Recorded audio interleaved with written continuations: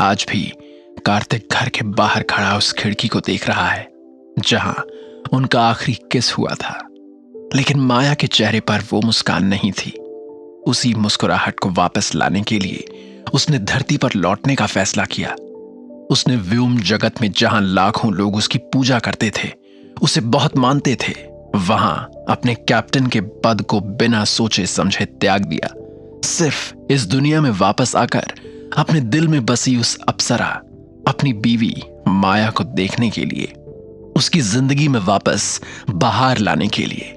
और इस बार कोई भी उसके रास्ते में नहीं आ सकता, शशांक बब्बर भी नहीं।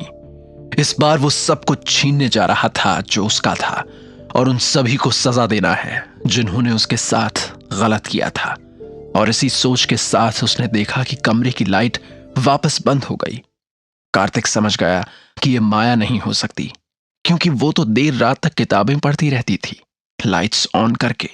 लेकिन अगर माया यहां नहीं है तो कहां है? ये सोचते हुए और माया का पता लगाने के जुनून में कार्तिक पलटा और वहां से निकल गया। कार्तिक के वहां से जाते ही कमरे के अंदर एक धीमी रोशनी फिर जल उठी, और लैंप को जलाने वाली उंगलियां थीं माया की। माया ने साइड टेबल से एक फोटो उठाया और उसे देखते हुए अपने बेड पर लेट गई। कितने प्यारे लग रहे थे कार्तिक और माया उस तस्वीर में। यह तब की है जब कार्तिक ने माया को प्रपोज किया था। उस रात दोनों कॉलेज कैंप में थे। माया बहुत खूबसूरत लग रही थी। उसके होंठों की लाली देख कार्तिक से रहा नहीं गया, और उसने आधी रात उस जंगल में पेड़ों के बीच माया के होंठों पर अपने होंठ रख दिए। माया भी मानो मदहोश हो उठी और कार्तिक की बाहों में लिपट गई। कार्तिक के शरीर में तो जैसे करंट सा दौड़ पड़ा। उसने अपने हाथ माया की सुराही जैसी कमर पर रखे और उसे चूमता रहा। उस रात उस चांदनी में दोनों ने टूटकर प्यार किया, और वो दोनों जवानी के समंदर में ऐसे डूबे कि सारी हदें भूलते हुए एक दूसरे में समा गए। उसी खूबसूरत लम्हे में कार्तिक ने अंगूठी देकर माया को प्रपोज किया था, और माया के हां बोलने के बाद दोनों ने सुबह होने तक जाने कितनी ही बार प्यार किया। माया उस तस्वीर को पकड़े अपने बिस्तर पर लेटी है और आह भरते हुए कहती है, कहां चले गए तुम कार्तिक? तुम्हारे बिना मैं एकदम अकेली हूं, बिल्कुल अधूरी। कब मिलोगे मुझे वापस पूरा करने के लिए? और माया की आंखों से आंसुओं की धार बहने लगी, और कार्तिक की फोटो हाथ में पकड़े हुए बिस्तर पर लेटे लेटे माया की आंख लग गई। ये उसका रोज का सिलसिला हो चला था। मैं जल्द ही मिलूंगा तुमसे माया, जल्द ही तुम्हें वापस अपना बना लूंगा, और पहले की तरह टूटकर तुमसे प्यार करूंगा। ये सोचते हुए और खुद में बड़बड़ाते हुए कार्तिक सड़क पर अकेले चले जा रहा था, जैसे समुद्र में अकेली बहती हुई कोई नाव। उसने अपनी बॉडी पर पड़े कपड़ों को कसकर भींच लिया, मानो उसने महसूस किया कि उसके अंदर से एक ठंडी सी एनर्जी निकल रही हो। उसने सामने देखा तो पाया कि अनजाने में चलते हुए कार्तिक अपने एक्सीडेंट के स्पॉट पर आ पहुंचा था, जहां आज से 3 साल पहले उसका एक्सीडेंट हुआ था। वो स्थान और उसकी भयानक याद से उसके चेहरे पर गुस्सा आ गया। कार्तिक ने अपने दांत जोर से भींचे और मुड़कर वहां से जाने को हुआ कि तभी उसे कुछ आवाजें सुनाई दी। उसने वापस पलटकर देखा कि थोड़ी दूर पर एक भीड़ जमा है। उसने देखा कि एक छोटी सी बच्ची सड़क पर गिर गई थी, और एक बड़ा ट्रक उसकी ओर स्पीड से आ रहा था। बेटा, वहां से हटो, वहां से हटो! भीड़ में मौजूद लोगों के पास बच्ची को बचाने का टाइम नहीं था। वे बस मजबूरी में देख सकते थे कि कैसे ट्रक उस बच्ची की ओर तेजी से आ रहा था। मैं उसे बचा सकता हूं, कार्तिक के दिल ने आवाज दी। उसने अपनी आंखें बंद की, और अचानक उसके पैरों के नीचे एक तूफान सा बन गया, और अचानक वो छोटी लड़की के सामने जा पहुंचा।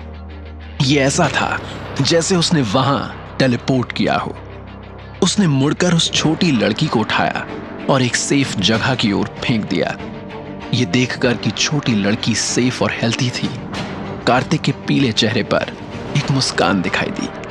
वो खुद एक डॉक्टर था, तो वो कैसे देख सकता था कि एक मासूम की जान चली जाती, वो भी एक शराबी ड्राइवर के हाथ? कभी नहीं। जैसे ही कान के पर्दे फाड़ देने वाली तेज हॉर्न की आवाजें आईं, तो कार्तिक के हाव भाव बदल गए। ओए, हटो वहां से, जल्दी करो, हटो, उस जगह से हटो। आसपास की जमा भीड़ के लोग उसे लगातार आवाज देते रहे। कार्तिक अचानक पलट गया, लेकिन उसने देखा कि ट्रक का बम्पर काफी चौड़ा था। हेडलाइट्स की चकाचौंध से कार्तिक ने अपनी आंखें बंद कर ली। उसके पास अब रिएक्ट करने का टाइम नहीं था। कार्तिक उस तेज आते हुए ट्रक से कुछ ऐसे टकराया कि 10 मीटर से भी ज्यादा दूर उड़ता हुआ गया और जमीन पर लुढ़कते हुए पूरी जमीन को खून की छींटों से लाल करते हुए जाकर रुका। और उस वक्त उसकी जुबान पर सिर्फ एक ही नाम था, माया। यहां कार्तिक की सांसें धीमी हो रही थीं और वहां एक तेज हवा के झोंके से माया के हाथ की तस्वीर बिस्तर से नीचे गिर पड़ी और तस्वीर पर लगा कांच टूटकर बिखर गया। उसकी आवाज से माया की आंख खुल गई और वो हड़बड़ाते हुए उठकर बैठ गई। उसने तस्वीर के टूटे कांच को देखा और उसके दिल में अजीब सा दर्द उठा, मानो किसी ने उसे उठाकर फेंक दिया हो। कार्तिक का दर्द उसके अंदर असर दिखा रहा था। दोनों का प्यार है ही कुछ ऐसा, दो जिस्म एक जान की तरह, दोनों जुदा होकर भी एक दूसरे से जुड़े हैं। ऐसा क्यों लगा जैसे तुमने मुझे पुकारा कार्तिक? तुम किसी मुसीबत में हो, मैं फील कर सकती हूं। माया फौरन उठी और जाकर टेबल पर रखी गणपति बप्पा की मूर्ति के सामने हाथ जोड़कर प्रार्थना करने लगी। बप्पा, मेरा कार्तिक जहां भी हो उसकी रक्षा करना, तुम्हें कुछ नहीं होगा कार्तिक। वहीं दूसरी तरफ कार्तिक का पूरा शरीर खून से लथपथ था और ऊपर से नीचे तक बॉडी में दर्द के सिवा और कोई फीलिंग नहीं थी। और तब उसे एहसास हुआ कि पृथ्वी पर वापस लौटने के बाद उसने अपनी लगभग सारी ताकत, सारी शक्तियां जो उसे व्योम जगत में मिली थीं, वो उसने खो दी थीं। वो वापस उसी स्थिति में आ गया था जिसमें वो व्योम जगत जाने से पहले था। कार्तिक ने गहरी आहें ली और खुद में धीरे से बुदबुदाया। ये सोचते हुए भी शर्म आ रही है मुझे कि मैं कितना कमजोर था, कितना लाचार, पैथेटिक। और उसकी नजर धीरे धीरे धुंधली हो गई। उसकी आंखों के सामने अंधेरा छा गया और कार्तिक वहीं सड़क पर पड़े हुए बेहोश हो गया। कार्तिक की आंखों के सामने सिर्फ अंधेरा ही अंधेरा था और जल्दी ही उसने अपनी सारी ताकत खो दी और माया का नाम बुदबुदाते हुए उसकी आंखें बंद हो गईं। जब वो उठा तो वो अचंभे में था और उसने खुद को पूरी तरह से सफेद पट्टियों में लिपटा पाया, जैसे वो उस फिल्म में से एक मम्मी हो। ओह गॉड, ओह गॉड, मुझे लगता है कि मैंने अपना सारा कल्टिवेशन खो दिया है। जो भी एनर्जीज और पावर्स मैंने कल्टिवेट की थी वो सब खत्म। वरना ऐसे कैसे हो सकता है कि एक ट्रक से टकराने पर मुझे इतनी भारी चोटें आ गईं? कार्तिक ने फ्रस्ट्रेशन में खुद को कोसा। और क्यों नहीं, वो व्योम जगत का, उस दुनिया का एक प्रतिष्ठित सर्वोच्च अमर सम्राट, एक कैप्टन था जो एक ट्रक की चपेट में आने से इतना ज्यादा घायल हो गया था। सर्वोच्च अमर सम्राट या कैप्टन कार्तिक, उस अमर क्षेत्र मतलब व्योम जगत में उसका नाम था। यह उसके सर्वोच्च अधिकार और पराक्रम का प्रतिनिधित्व करता था। कार्तिक ने अपने स्पिरिचुअल सेंस को जगाया और अपनी बॉडी के अंदर घुसकर अपनी कंडीशन को एनालाइज किया तो उसे और गुस्सा आया। सीधे सीधे कहें तो उसे खुद पता नहीं था कि वो इतने क्षत विक्षत और घायल शरीर के साथ कैसे जिंदा था। जब उसने हिलने डुलने की कोशिश की तो उसकी चोटें और स्टिचेस दुखने लगे। दर्द बहुत भयंकर था और वो ठंडी हवा में सांस लेने के अलावा कुछ नहीं कर सकता था। शिट! कार्तिक ने अपने दांत पीस लिए। उसने नीचे देखा और तभी उसकी नजर अपनी उंगली की अंगूठी पर गई। ये वो आयामी मतलब डायमेंशन रिंग थी जो उसे असीम ब्रह्मांड में कैप्टन बनने पर मिली थी। मिल गया, महागुरु अमृत। कार्तिक ने रिंग को खोला और उसके अंदर उसने किसी कोने में जेड की बोतल देखी। बोतल के अंदर एक अमृत था जो एक व्योम विद्या के कलाकार को तुरंत महागुरु या एक इनेट स्टेज विशेषज्ञ बनने में मदद कर सकता था। किस्मत से मेरे पास अभी भी ये महागुरु अमृत है।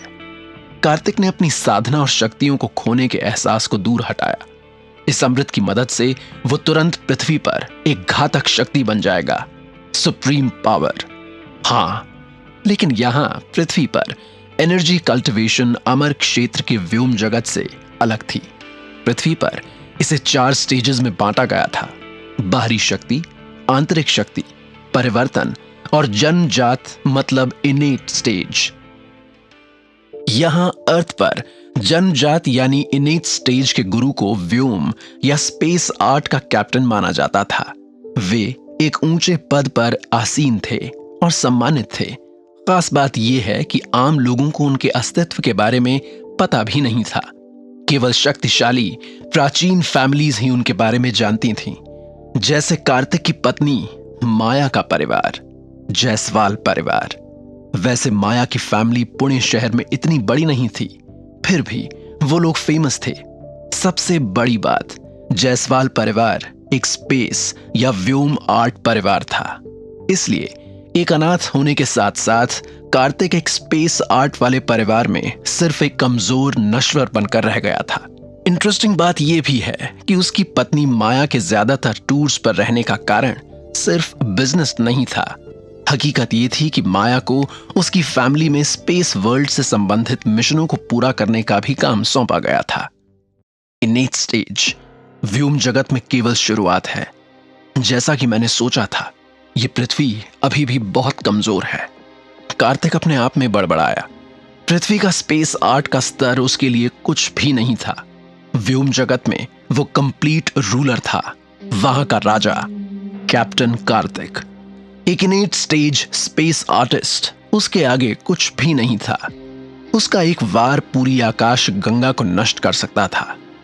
वैसे तो जायसवाल फैमिली को सबक सिखाने के लिए यह ताकत काफी है, और ऊपर से वो आदमी भी है, शशांक बब्बर, जो पिछले जन्म में मेरी मौत के लिए जिम्मेदार है और जिसने मेरी माया को मुझसे अलग कर दिया था। हॉस्पिटल के वार्ड का टेम्परेचर अचानक कई डिग्री गिर गया और कार्तिक का चेहरा अचानक डार्क हो गया। कहा जाता है कि जैसे ही व्योम जगत के एक अमर सम्राट को गुस्सा आता है, आसमान अपना रंग बदल लेता है। बूम! वार्ड का दरवाजा अचानक खुला। कार्तिक ने जल्दी से महागुरु अमृत को डायमेंशन रिंग में वापस छुपा दिया और सामने देखा कि एक नर्स खड़ी थी। ओह, तुम जाग गए? नर्स ने कार्तिक के शरीर की जांच की और फिर दरवाजे की ओर देखकर जोर से चिल्लाई, सर, जल्दी आइए, मरीज को होश आ गया। और उसी वक्त एक सफेद बालों वाला आदमी, जिसकी उम्र लगभग 64-65 की होगी, एक छोटी लड़की के साथ कमरे के अंदर आया। कार्तिक ने उस बुजुर्ग की तरफ देखा और सोचने लगा कि ये आखिर कौन है। आज तो उनसे मुलाकात हो जाएगी ना। माया ने उत्सुकता से रिसेप्शनिस्ट से पूछा।